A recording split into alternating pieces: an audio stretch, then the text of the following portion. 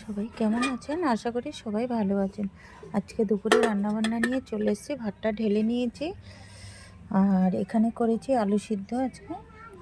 এটা নতুন আলু সিদ্ধ করেছি। আর এখানে আছে নোটে শাক বাটা। দেখেন, নোটে শাক বাটা করেছি আজকে, রান্না করিনি।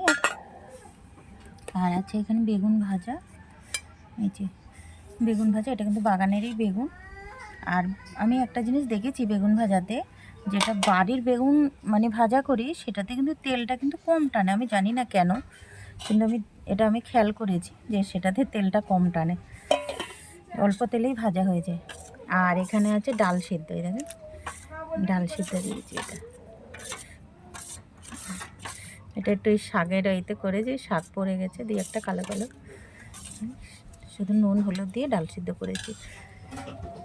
আজকে এটাই রান্না বান্না, ব্যাস।